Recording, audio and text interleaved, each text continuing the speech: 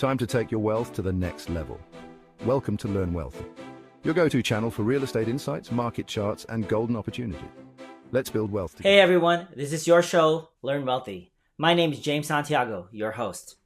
It's 7:30 a.m. right now, and I was enjoying my milk this morning.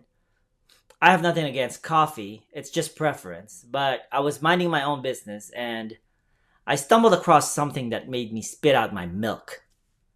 Kamala Harris's 45% tax on capital gains. Yep, 45%. And it's as if that wasn't enough to ruin your day. There's also a 25% tax on unrealized capital gains. Because, taxing money you don't actually have yet seems kind of great, right? That L right there in the background, as you can see, it's a little bit different right now. I got my mic stand right here, and yeah, I've been trying to rearrange my studio office. That's supposed to be an LW, but apparently we don't have the W yet. It's supposed to be Learn Wealthy, but I guess we're not wealthy yet because of these damn taxes, which is what we're gonna talk about in this video. So let's talk about how these taxes could make your middle class dreams vanish faster than my patience for these policies. All right, let's start with a 45% tax on capital gains. For those of you who don't eat, sleep, and breathe tax codes, congrats. You're living a better life than I am. Because I try to study these things. I'm not an accountant, and this is not an investment advice. But if you need real tax advice, get your own accountant. Get an accountant. I'm not a CPA. This is not a tax advice. So yeah, capital gains.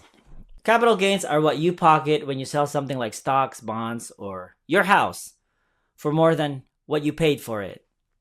Now, these gains are typically taxed at a lower rate than your income because, well, they want to encourage you to invest in the economy and, actually make money. But with a 45% tax rate, it's like the government is saying, hey, middle class, you're finally making some money. Now, give us almost half of it.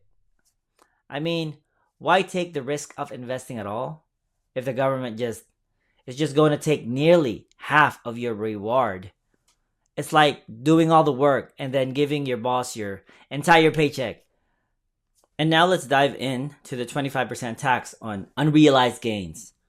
For those of us living in the real world, unrealized gains are like those hypothetical dollars in your investment account that haven't actually materialized yet. It's like if someone taxed you on your potential promotion before you even got the job.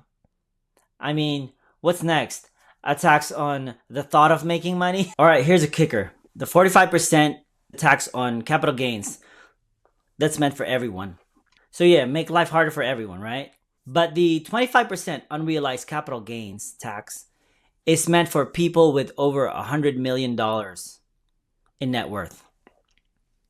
But guess who's really going to feel the burn if they tax the wealthy? If you've been watching my show, you guessed it. The middle class.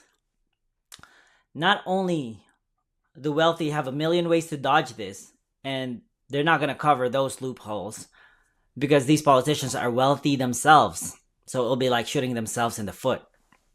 So it'll be the regular folks paying for it. So good luck. Like I said, capital gains in general are taxed lower than your regular income tax to encourage people to invest in the economy, to encourage people to produce because government don't produce anything.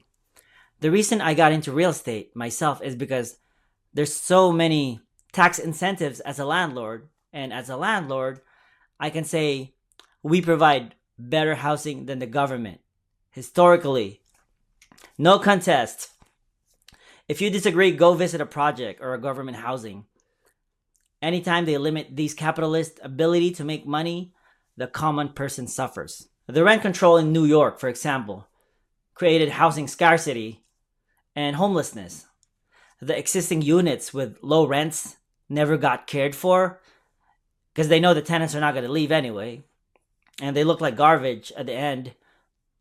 There's no incentives for the investors to put their money there, fix the units, and then there's no incentives to buy up old unusable units and fix it up and put it back in the market. I had a video about price controls recently, Anytime the government steps in to control prices, supply gets demolished. This is all supply and demand. And there's no incentive for investors to create new supply. I didn't make the rules of supply and demand, it's just how it is. If you want more supply, you allow these damn greedy capitalists to be greedy and invest and provide you more supply because the government sure won't. They don't produce the goods, the houses. A lot of people don't get the basic concept of supply and demand.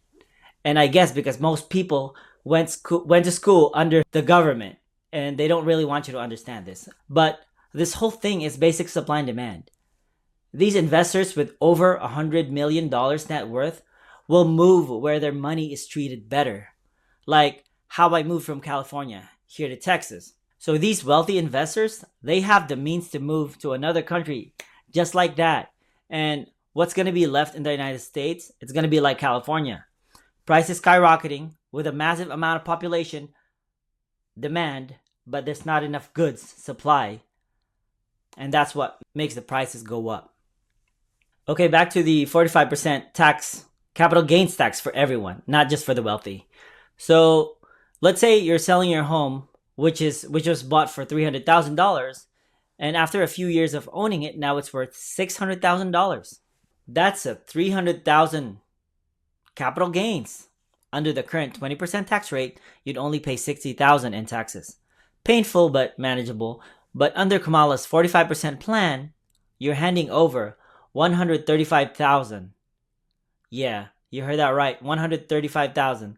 That's an extra $75,000 gone for the government, only to be used inefficiently. Now let's talk about your 401k, because why should your retirement be safe, right? Man, I should really make a whole video about this 401k thing.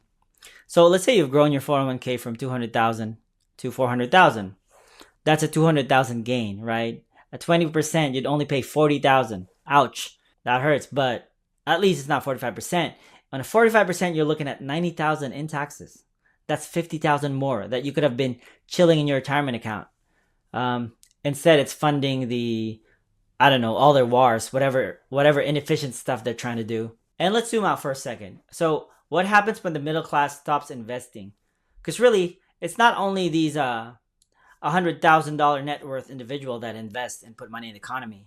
So if the middle class stops investing, the economy slows down too, even more. So less money goes into the economy, less money goes into moms and pop businesses, the innovation stagnates and job growth declines. The rich will be fine though, the rich will be fine. They always will. But these mom and pops businesses, for the rest of us, we're left holding the bag, and it's not even a nice one. It's a kind of bag that has full of holes, and every time you reach in, more of your money is gone, taken by the government. So there you have it. Learn your supply and demand, guys. It is why Kamala Harris's 45% tax on capital gains and 25% tax on unrealized capital gains might sound like a good idea on paper if you don't understand supply and demand, the basic supply and demand. But in reality, it's like lighting the middle class on fire. So if you enjoyed this breakdown, or if it gave you a whole new reason to stress, don't forget to like and subscribe this video. And hey, let me know in the comment section what you think and how do you think these taxes would impact you. Because let's be real, it could get ugly. So once again, thanks for joining me in this episode. And the next video will be on the link. Let's all learn wealthy together. I'll see you in the next video.